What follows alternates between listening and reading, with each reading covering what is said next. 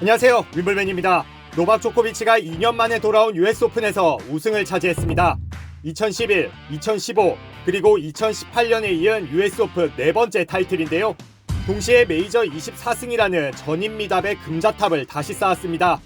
특히 2021년 메드베데프에게 당했던 0대3 결승 패배를 완벽하게 서력했습니다. 두 선수는 경기 내내 길고 엄청난 랠리를 수차례 주고받으며 팽팽하게 맞섰는데요. 더 길고 깊게 공세를 이어간 조코비치가 3시간 17분 만에 세트 스코어 3대0으로 이겼습니다. 2021년에 그랬듯 올해 역시 3대0 승부를 예상한 사람은 많이 없었습니다. 두 선수 모두 하드코트에서는 잔뼈가 굵기 때문인데요. 조코비치의 설명과 소감은 이랬습니다. I haven't played any tournament on American soil for 2 years, and the last time I was here, I lost in the finals against the same player I beat today. And I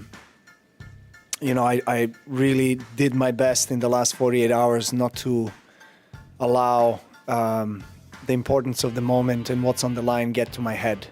Because 2 years ago, that's what happened, and I underperformed, and I wasn't able to be at my best, and I was outplayed.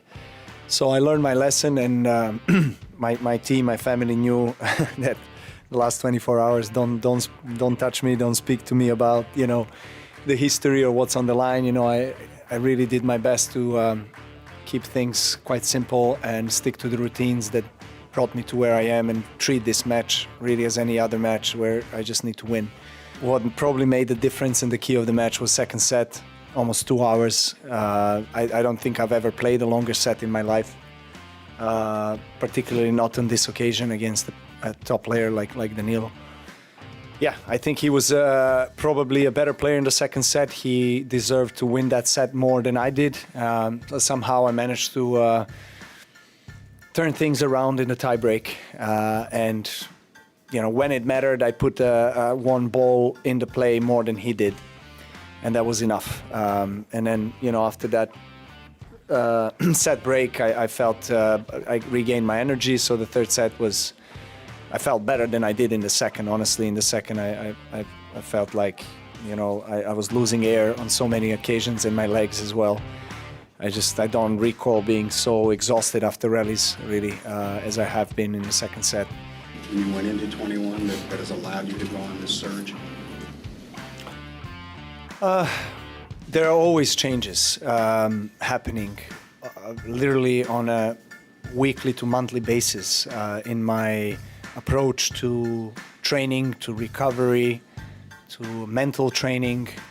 There's always something that I'm trying to add so that I can up my performance in my game, at least for a few percent. One of the biggest lessons I've learned probably mentally throughout my career is that, even if you find a formula that works, it's not a guarantee, and actually most likely it's not going to work the next year. You need to reinvent yourself because everyone else does. And as a 36-year-old competing with the 20-year-olds, I probably have to do it more than I have ever done it in order to keep my body in shape, in order to be able to recover so that I can perform on the highest level consistently, and also mentally and emotionally to still keep the right balance between motivation so that I'm actually inspired and motivated to play the best tennis and to compete with these guys, and to actually not let go in the moments when I maybe can. When you lost at Wimbledon, some people wondered, was this the start of a passing of the torch? How did that match affect your thought process and your performance since? Well, people like to talk, obviously. So there's a lot of different opinions out there. It's not my interest and neither business to really review what everyone talks about or thinks, whether there's a passing of the torch or new gen, next gen, future gen, or whatever you want to call it, happening or not happening in the sport. But I focus on what I need to do and how I get myself in a optimal state so that I could win the trophies, the biggest trophies in our sport. So that's what I care about. And it's great for our sport that I have very good rivalries with Alcaraz, no doubt. You know, he's such a refreshment for tennis and great player, amazing player, and great guy as well. So I think, you know, collectively we all want more attention and interest going towards the tennis. So, but I did play 3 epic matches with Alcaraz this year, and I think that's why there's a discussion or debate on the next rivalry, you know.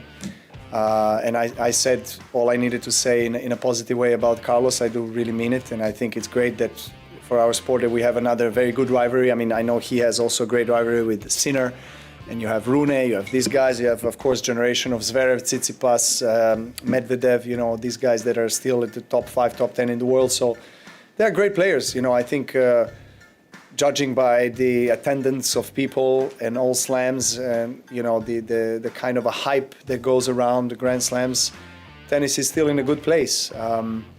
You know, players come and go. It will be the same kind of destiny for me, you know. Eventually, one day I'll leave tennis in about 4 years. And there's going to be new young players coming up, so. 조코비치는 우승과 함께 새로 발표되는 세계 랭킹에서 1위에 오릅니다. 조코비치의 텃밭과 같은 대회가 바로 호주오픈이죠. 벌써부터 조코비치의 내년 호주오픈 우승 그리고 메이저 25승을 예측하는 사람도 적지 않습니다. 올해 모든 메이저 결승에 오르고 타이틀을 3개나 따낸 조코비치. 조코비치가 통산 메이저 타이틀을 몇 개까지 늘릴 수 있을까요?